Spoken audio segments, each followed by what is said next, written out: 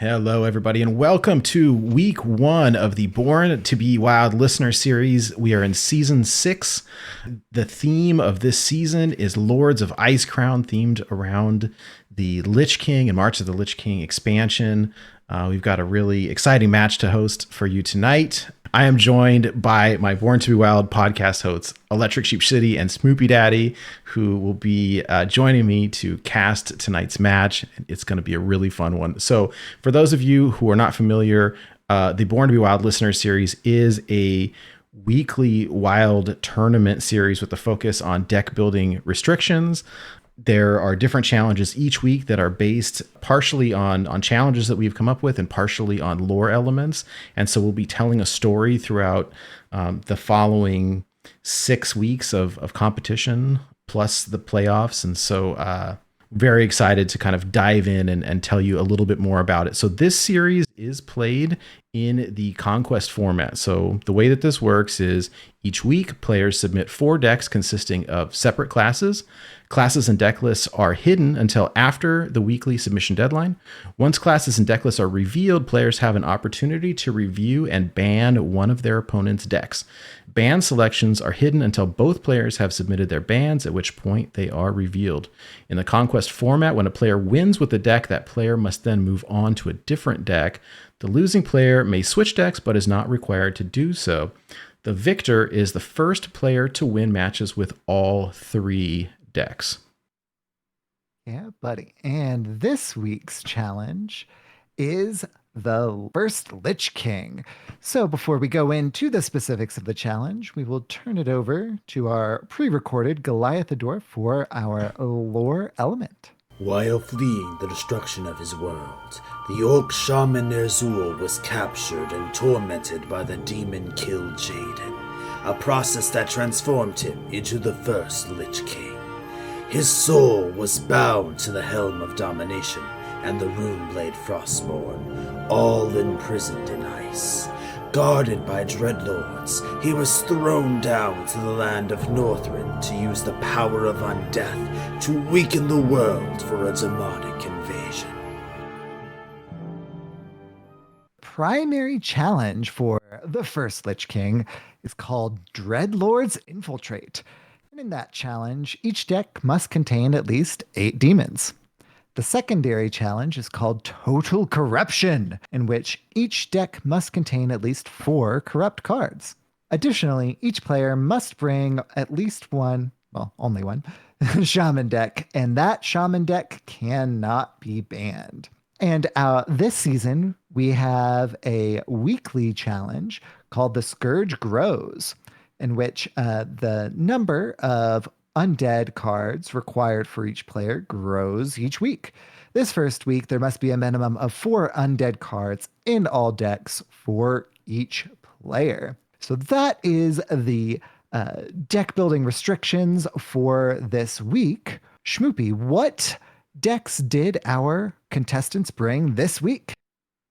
Sure. So if we're going to look at Azalea's decks first, which I assume we're going to do in alphabetical order, the Priest, unfortunately, is banned, but they went very aggro heavy. They brought 4 aggro decks. We're starting with like a Murloc Shaman that, once again, we cannot be banned. And if you're looking for the demons in this list, what's kind of interesting about this week is amalgams are very handy for tribal aggro. So we're looking at a very tribal Murloc Shaman that has everything is awesome at the top end. The undeads in the list are going to be Rotgil, Lotheb, and Murlocula. And in case I didn't outline it clearly enough, the demons are all amalgams, which are also happen to be Murlocs, which is nice, except for Patches the Pirate. They, all your amalgams can pull Patches, which is nice because they're also pirates. And your corrupted cards, he went with 2 low to the ground cards, 1 low to the ground card and then 1 reach card. He went for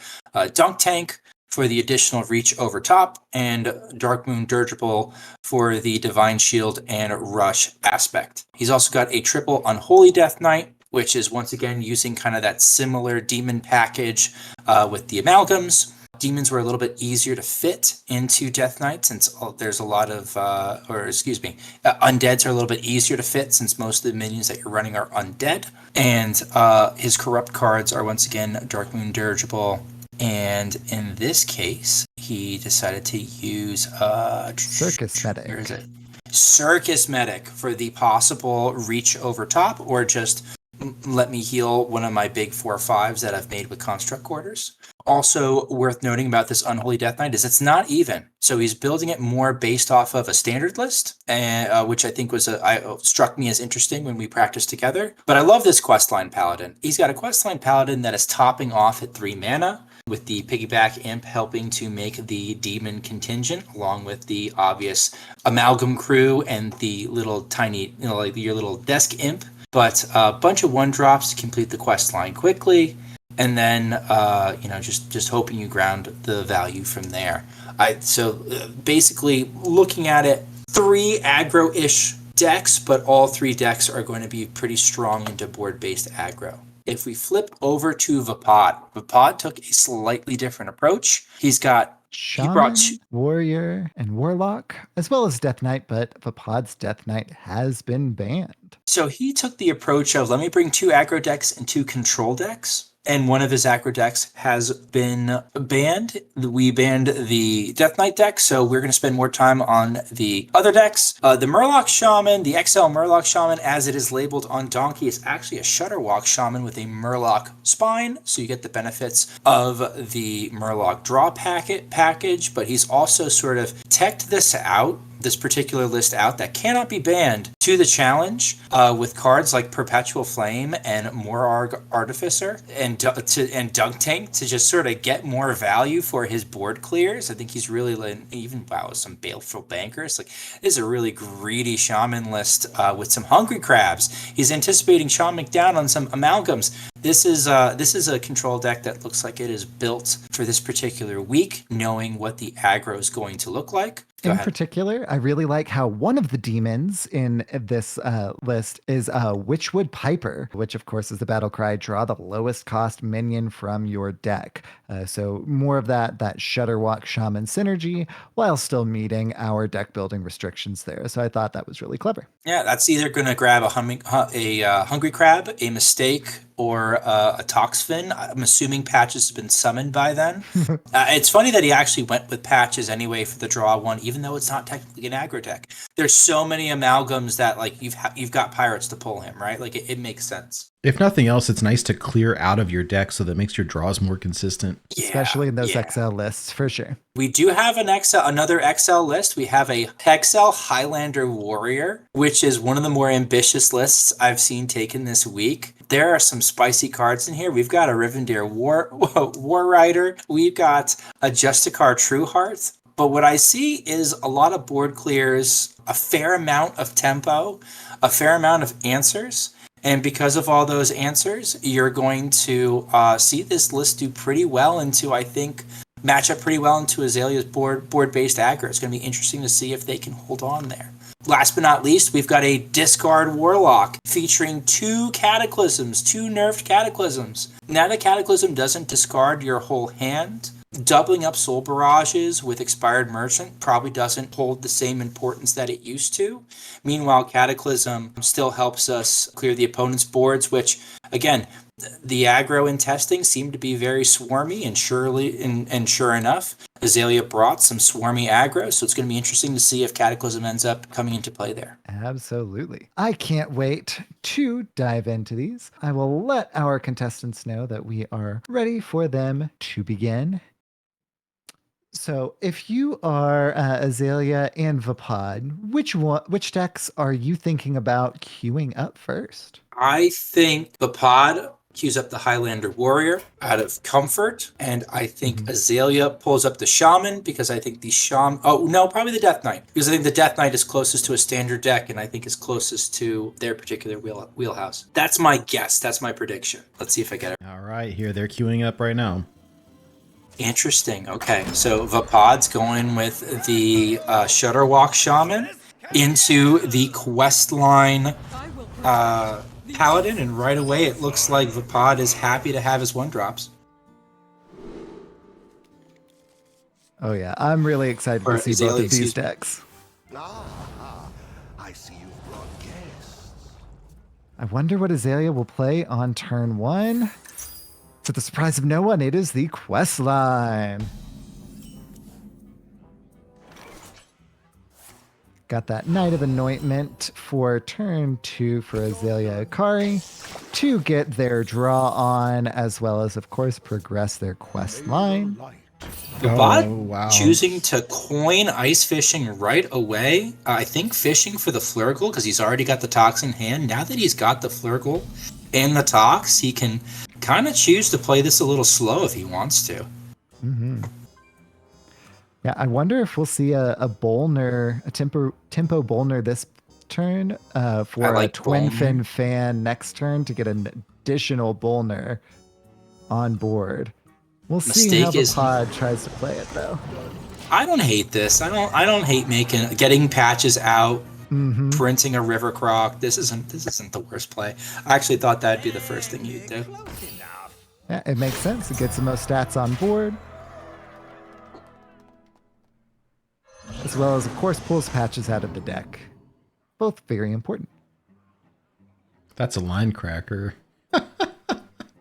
Not chosen, though. The undead pool is fraught with danger. I am.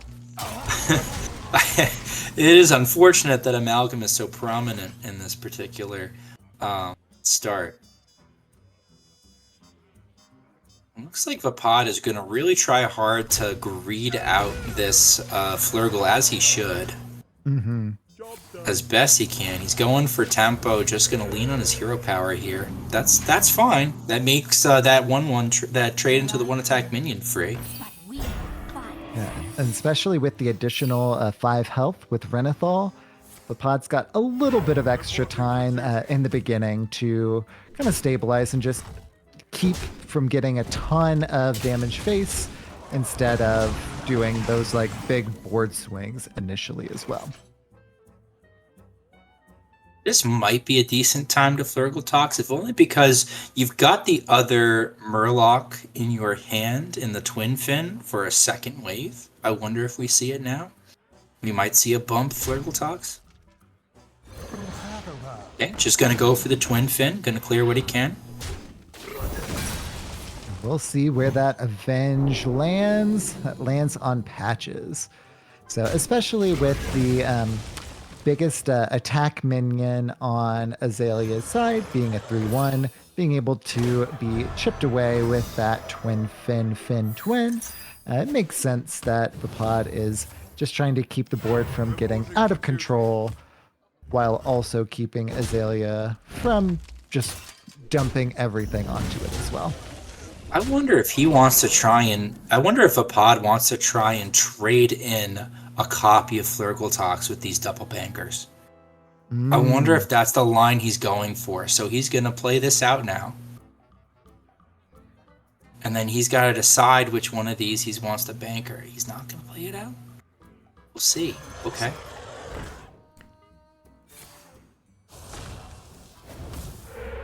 Interesting. Electing to banker and a mistake. Okay. So he wants to... So I think he just... Yeah. Not satisfied that this is the board to Flurgle Tox. I admire the stone cold hands that he's got. He's really greeding this out as much as he can. He's at 28 health, so he's got time, right?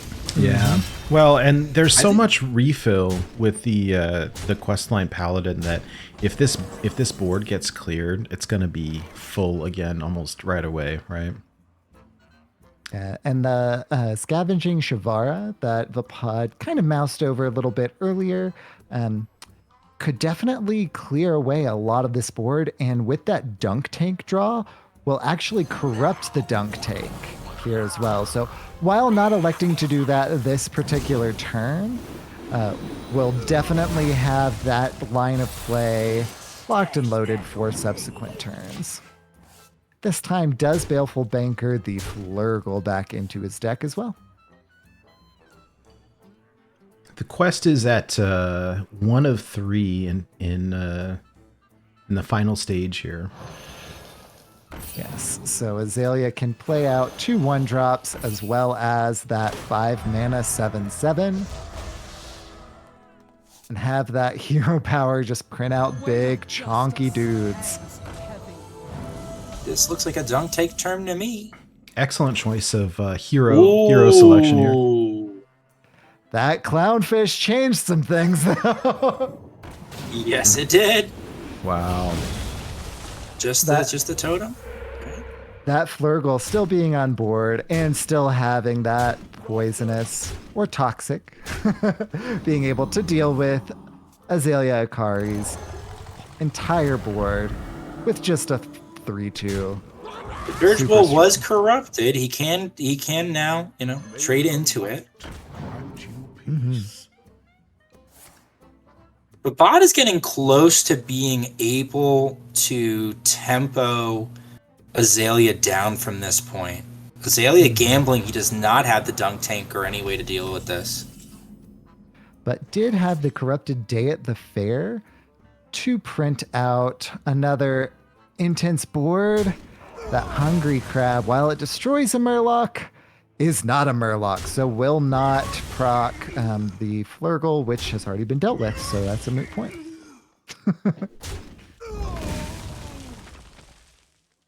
Pod narrowing this board down. Yeah, setting up a Scavenging Shavara. Ooh, in conjunction with the Bolner. Okay, Took not guaranteed to necessarily be. Okay, Yeah. so now we have the dunk tank is corrupted. So he had to do that to corrupt the dunk tank. Reporting for duty. And AzaleaAkari pushing that button, printing out 2 3/3s. Playing the 2 Bolner more off. 3/3s from hand. Competitive spirit is going to get some value here, I have to imagine. Think that hungry crab has been looking for one of these amalgams and finds it. Lots of good beasts you could hit off of this. You got 8 mana. You might be able to get something that could swing the game.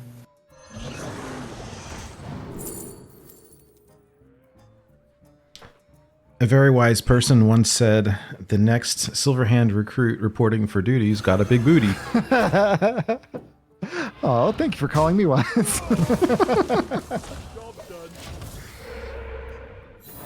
And of course, what we knew that Vaapad did not is that secret was competitive spirit. So those 3/3s got an even bigger butt. They're now 4/4s. Reporting for duty.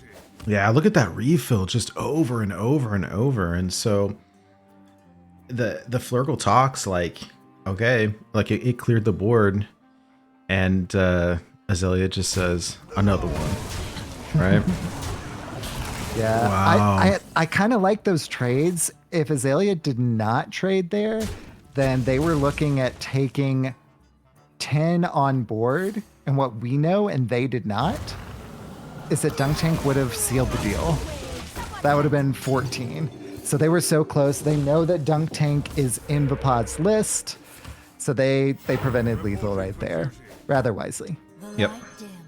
Vaapad, meanwhile, is just trying to sort of tread water here. I would have almost traded into the Idiot Totem there. To preserve the Divine Shield on the...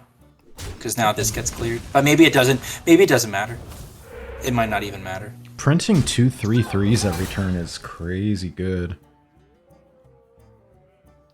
And Vaapad having to use that burn uncorrupted on one of those 3/3s to stave off the damage. Oh, that day at the fair.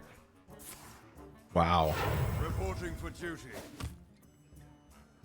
If I'm AzaleaAkari here, yeah, I'm just smorking.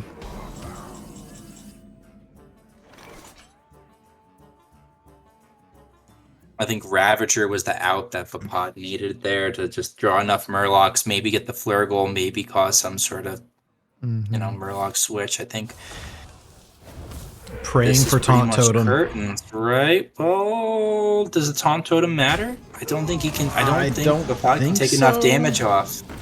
I I think it's still Exacties, right? Yeah. With that, Still it's now Exacties. Exacties.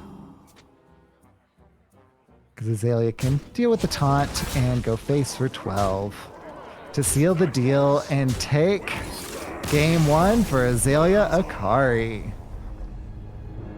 The corrupted cards played a role, right? If that dirigible wasn't corrupted and the Flurgle was still on board, you would have seen and basically infinite board clear forever. I'm glad we got to see that Paladin deck play.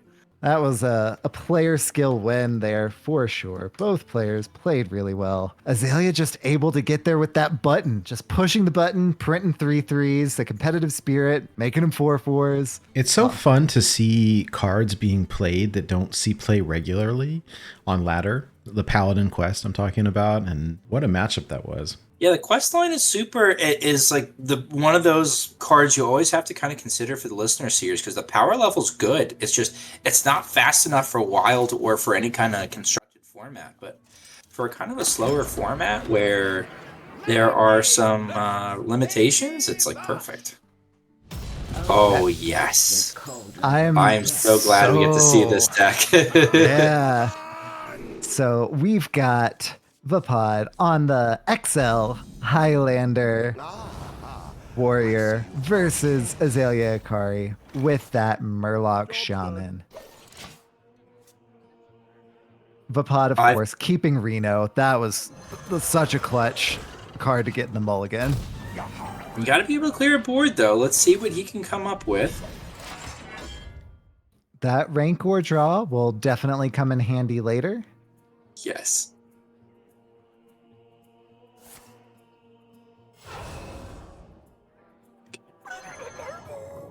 And Azalea immediately just going wide, playing the Clownfish, playing out multiple Murlocs. Oh, Murkai's a good pick.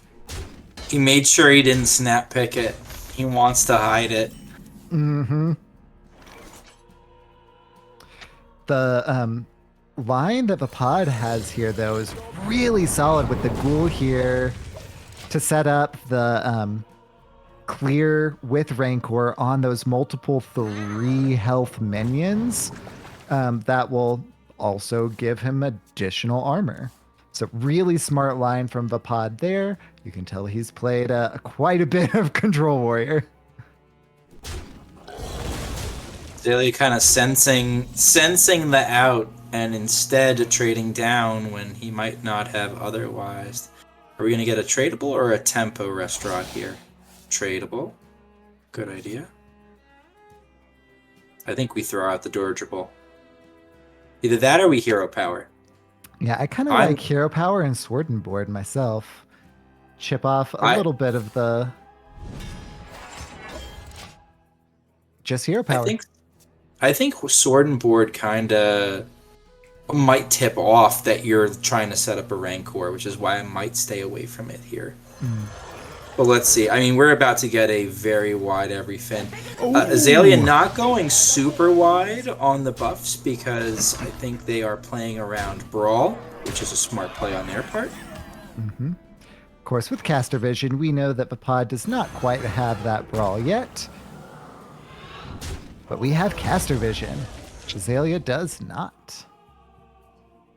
I think Vaapad is able to play a little bit more, I don't know, free because of having Reno Jackson in hand, which will help. Although that old Murkai is going to be pretty huge. It's looking tough right now. It's going to need Zeph. It's going to need Brawl. Vaapad needs outs to this board because right now, 13, Azalea's not far away. Yeah, I love this play. I love this play. It's not quite lethal, but playing the War Leader, smacking face for 19. Oh my goodness, yeah. Just setting the pod to 2. This is what you have to do. This is the kind of like insurmountable board that kind of reduces Reno's value down, right? So this trade always happens. Reno always happens. But Azalea's still showing 13, right? Like, yeah. And that's not counting any damage from hand plus the Murkai plus, whatever else goes down.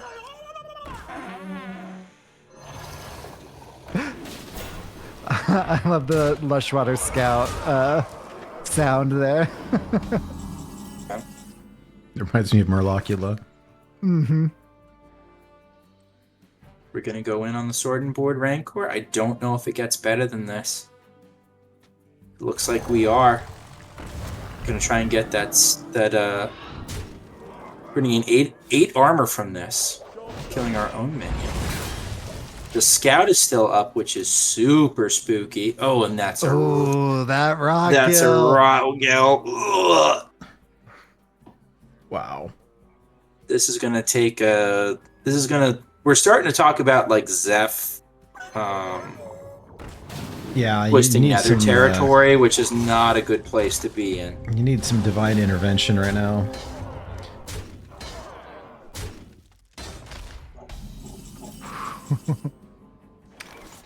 And that is Trade not that it. Viper quick. Nothing to Zola. Can Sword Now, and Board down something. He does have Shield Shatter in his list, Vaapad. If he can get there and then Sword and Board the Rock Gill, that helps. But he's almost stuck between a rock and a hard place here, because if he plays any kind of minion, Azalea is going to insta flood the board, trade into it, get the stats up, possibly even above the Shield Shatter, which really puts him in a tough spot. Yeah, I mean, this is a really tough situation. You almost don't want to play the Rivendare because it doesn't further your outs in any way, right? Let's pull patches. Let's draw as much as we can. Maybe we get an out from the Amalgam. Who knows? Yeah, I can kind of follow his train of thought here. It's a tough spot. So how much damage is on board right now? 10? Is it 16? 16 on board. Murkai can get a bit. Of course, if Azalea plays the Scout into the Murkai and then trades off like the Lushwater Scout after playing the other minions, then they can get additional buffs.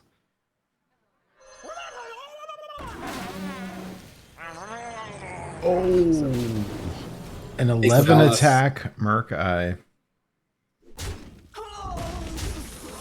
Yeah, he's got to trade. He's got to almost play around Brawl here and sort of trade down in a kind of a funny way, because anything left on board. Setting Vaapad back to 4. What demon gets him out of this? Let's see. Demon or Pirate. None of those. No, he doesn't. No, there's no devolve in the list, right? No. No devolve. All right, make your Murkai a little bigger. Whack me in the head with it, please. Okay. And AzaleaAkari taking game 2 down to just their Death Knight left. So Vaapad has isolated the Death Knight.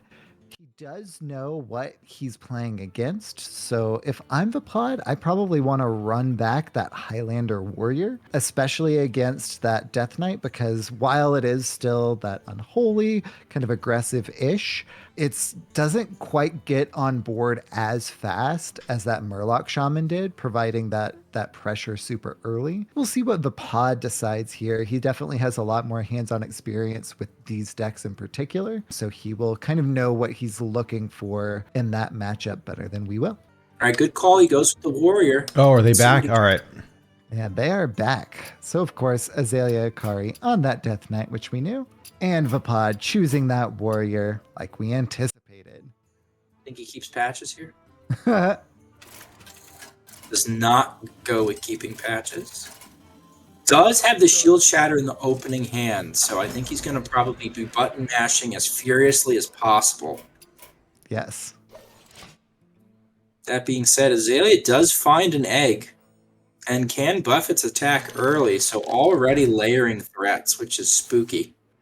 Ooh, and Azalea electing to coin out that skeletal sidekick for that early board pressure.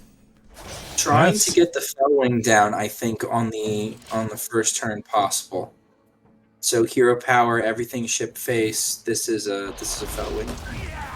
Wow.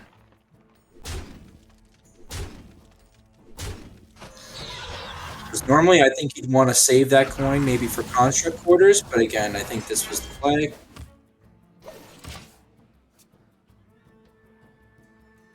To his company. Then, That's of course. What a good Oh, that's aggro right. card. You would never think to play this in any other deck, right? But like, this is gonna put in a lot of work. The piggyback imp. Yeah, Piggyback Imp was attractive. I elected not to use it in some of my decks just because it is 3 mana. So like I was like doing like Tiny Desk Imp just for like the lower list, but it's sticky, right? And look, he's immediately gonna sacrifice it. And Vaapad kind of threw Bran out there as like, all right, let me Jedi Mind Trick him a little bit into like maybe sinking some damage into this. Well, that helps some things. I mean, Bran has soft taunt, right? It's scary if you leave it out. So You can't let it live, right? Let it live. You don't know what value he's going to get off of it. As far as armor gain goes, Rancor, Frozen Buckler, Jordan Board to a lesser extent, and Shieldbach are pretty much it for Vaapad, and he really needs this Shield Shatter to be online to deal with this board. So this top deck's very important. That's pretty key. Whoa. Oh, yeah. Do try to keep yourself. Okay. Job's done. Yeah, I mean, he's still got to deal with Astalor, but that's a start. Yeah. bottom an extra turn, that's for sure. Selfishly, I want to see Vaapad win just so that we can extend this out by one more game. But Same. But Azalea is doing a nice job just sort of methodically taking this down. Ooh, I don't know. Okay. Eating the egg. well, I don't know that there's a way for Vaapad to gain enough armor for Shield Shatter to be online. This Yeah. might be it. King's face. Finds the lethal out. Zola the Astalor back into hand.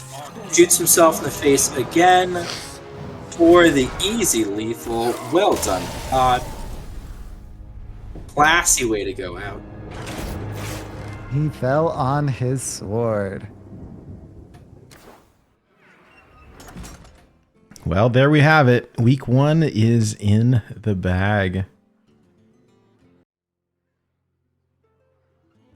I've set up a group DM with AzaleaAkari to see if we can do a post-show interview there. Meowdy friends, congratulations on your week 1 sweep, AzaleaAkari. How does starting off this season with a sweep feel? And do you have any words for your opponent before we ask additional questions? Of course. I mean, it always feels good to start off a season with a sweep. I had a blast like prepping for Vaapad. Or at least prepping for the deck building challenge ahead of us. I think Vaapad took a very, very creative approach to it. I really liked his deck. I was like looking at his stuff and I was like, man, like in theory, I built a very hyper aggressive lineup. And the Paladin's a pet deck I like to play. It was like I have built a great lineup, but at what cost? Honestly, I mean the high. I was really worried about just constant warrior clears in those games that I played against warrior. The Murlocs, at least I had my Rot Gill above the Shield Shatter, so like if something happened, at least I would have had him in live with buff. But otherwise, it felt like a couple extra clears could have easily got a win for Vaapad, and it's super nice to get a win to start. I thought that was really clever. That you went in on the everything is awesome with only 4 Murlocs on board, and I think like at the time, right? And you just Yeah. decided that was good enough, Yeah. and was that a safeguard around Brawl or something? It was a safeguard pretty much around just clears in general because I don't believe his deck ran Brawl was what I noticed. Oh, I'd have to call it back up. Oh, you're right. We were looking for Brawl the whole time, and that makes Yeah, sense. that's like I wasn't necessarily. I knew that Brawl wasn't in the deck just because I looked at it beforehand. But like Rancor giving him 8 armor was still like quite a lot of damage Mm-hmm. and other stuff like that. Yeah, the everything is awesome. Yeah, I played it because I knew I wanted to kind of spike with the board I had and knowing that I had there was definitely some other draw in my deck with the second Ravager, and there was I wanted to make sure I held Scargle until I felt comfortable just dropping a board. The Merc guy, I quite enjoyed playing Merc guy. That was the first time in a very long time I've dropped that card on a board. You showed such amazing restraint in not just snap picking it, because we all saw it pop up, and it was like, oh, it's a Merc guy. It's like, oh, he's slow rolling this one. He's pretending it's not a big deal. This isn't a big deal. Let me just casually take this Merc. No, like Merc I wanted to take what, I wanted to take the Merc guy, but I wanted to make sure there wasn't like a clownfish, like something that was maybe a little bit better. But I realized that no, in this matchup, Merc guys are really good because I can just get a big board and buff, and then all of a sudden I'm hitting. I landed like over 25 damage in one turn there. Yeah, I think that Merc guy hit for 11 charge. Yeah, I actually I technically missed 2 damage, I think, because I traded into 2 Murlocs on his side of the board, or 1 Murloc.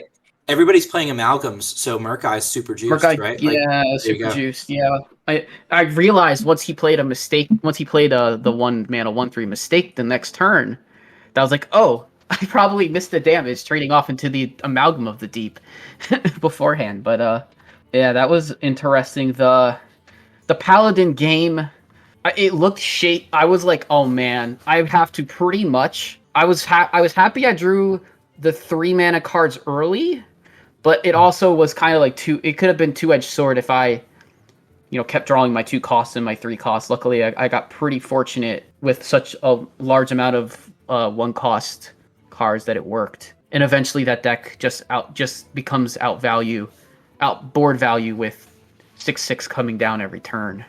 Yeah. Without the dirigible, I don't know if you turn the corner in that game. I don't turn the corner without the dirigible, no. Yeah. Because if that doesn't get corrupted, and if you can't immediately clear the toxic, trade into the Flurgle just Flurgle, I would have lost. I would have lost if definitely that hadn't happened.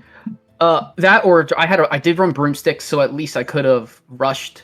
Swung it back a little bit. I could have slightly swung it back with rushing that way, but getting to keep the dirigible on board helped a lot as well. Both dunk tapes had to go into minions. Yep. Yeah, that was tough. That was tough.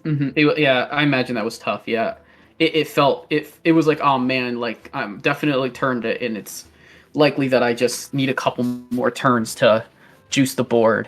The second day at the fair helped a lot, and it was backbreaking. I was able to close that one. Yeah. It's amazing how, we played some test games, and it was just, you can clear that quest so quickly. Yeah.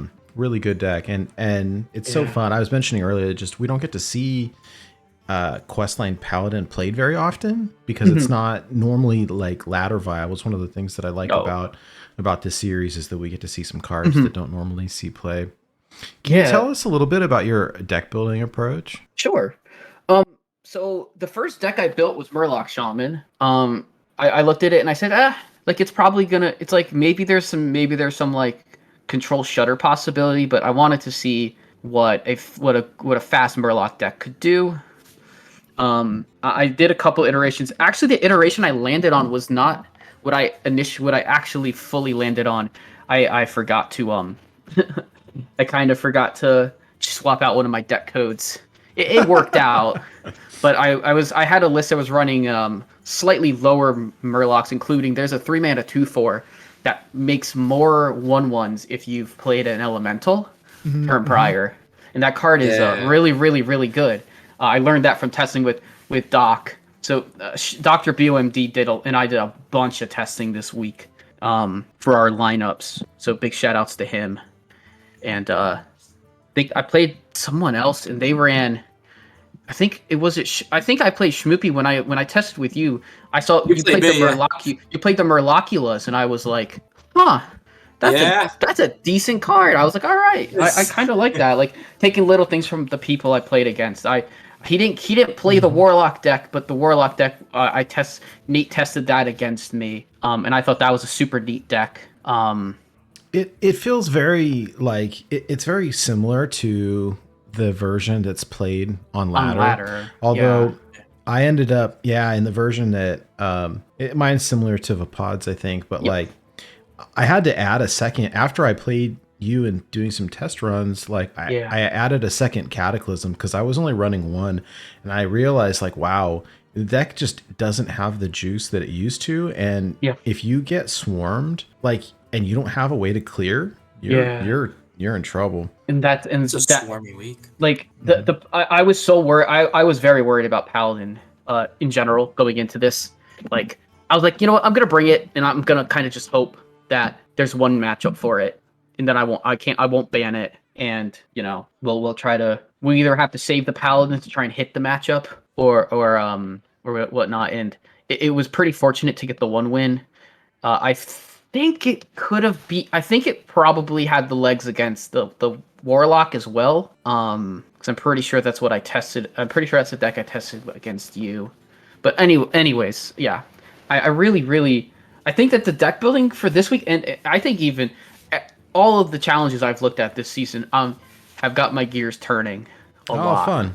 So I'm excited. I haven't started, much of anything for week 2 besides, the required mages. I was just sitting around and I was like, all right, you know what? Let's try and make a mage deck and see what happens. But I'm super looking forward to what we have the rest of the way coming, and everything. Scourge growing is going to be interesting, right? The more and more undeads that you have to add, and it's a big clan, so it's not like you don't have good choices. Yeah, definitely. But I think the choices are going to slow the format down from what you'd normally see on ladder for sure. Oh yeah. I never tested an even Death Knight deck. I know. You and Nate both played Death Knight against me. I was going to ask you about. You went more for like a standard approach to it. And I was interested to see what your thought process behind that was versus going with more of like an even version. I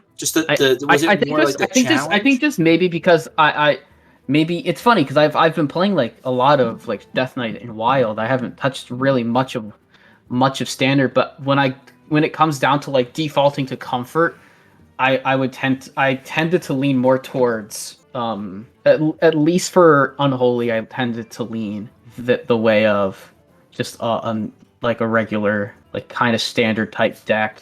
But Piggyback Construct Quarter was actually kind of cute. Like that was kind of gross. What I did with oh my gosh, yeah. Because you're still showing 8 power, right? So like absolutely, yeah. I looked at that. I said, that's a nice little combo. Like I don't have to kill the egg because I can do it with the 4/1 and keep. Maybe it's more correct to do it with the egg because I'm adding the extra power, but or whatever. Well, it worked. It worked. It did work. It did work. That last game just felt like a blowout, and there was not much.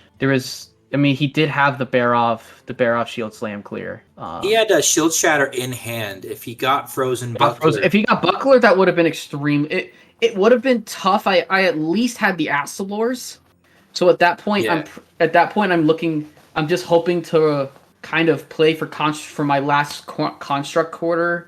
For my last couple of Construct Quarter triggers, and looking for like my top end med, like maybe hopefully get like medic and stuff like that. I think overall, I was very happy with the DK deck.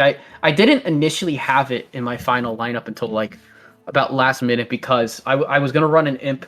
I was gonna run an imp lock, like kind of a demon imp lock. Imp lock looked strong. Yeah, and I just decided to throw the DK in almost as like ban fodder because I really like Right. that priest. I really like that priest deck. It definitely felt. I was like, man, this is. I just for that one, I just took the deck that's been played on ladder and just kind of tweaked it for the challenge. Yeah.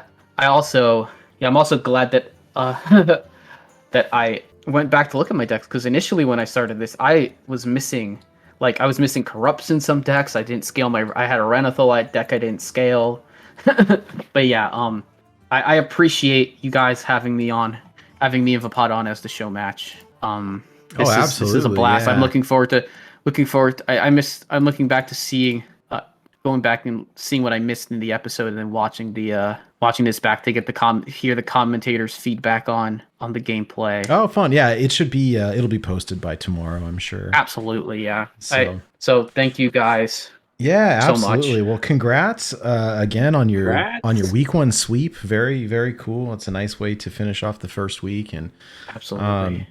before we call it an evening, any shout outs you have, or would you like to share your socials where people can find your your content or your streams or anything like that? Yeah, for sure. It'll probably be easier if I go to the channel to type my Twitch out. I've got them up on the screen actually. Oh, you do? Okay, yeah. So my Twitch channel is twitch.tv/AzaleaAkariVT.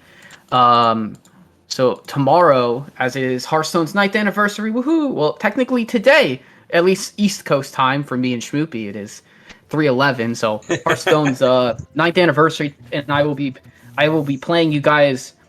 They showed a little bit of our practice. I will be playing my favorite deck for each of the 9 years prior, from 2014 to 2022, playing my favorite deck and seeing if I can get a win with every single one of them on Wild Ladder. So how fun. that'll be interesting. Cool. There's some bangers in there. You can do it, man. You can do it. Oh yeah, I believe in you. Absolutely, it's gonna be a blast. Gotta love that Dragon Priest. Oh, the Dragon Priest. Yeah, Dragon Priest is great. Yeah, that was a deck I played back in the day. Just cue a Pirate Rogue, and I'm sure you can scam him somehow. It's just what happens to Pirate Rogue somehow. I don't know. I am worried about the hyper aggressiveness of ladder with some of my decks, but we'll see what happens. And yeah, I mean, shout outs to everybody who did practice with me, for testing. Nate, Shmoopie, both who are here. Dr. BOMD. I tested with someone else in the Discord. I believe it was Eon for a couple of games, and Jules as well. He and I unfortunately didn't get to have matches, but we got to talk deck building and discuss our ideas for the week. Yeah, Cursed when the servers went down was when I wanted to test. Oh yeah. Yeah, that was brutal. But yeah, that's all I got for shout outs. Yeah, well, congratulations once more on your week 1 win, and thank you again for letting us showcase your and Vaapad match. It was a great one to cast, and I'm really excited for you to get to look back on it here shortly. Absolutely, thank you. All right, friends. Well, that is a wrap for us. Thank you, everyone, for watching. We appreciate you spending your Friday evening with us. Our goal, of course, is to stream a match each week after the podcast. So hopefully y'all be able to tune in. That being said, thanks again, and we'll see you next week on another episode of Born to be Wild.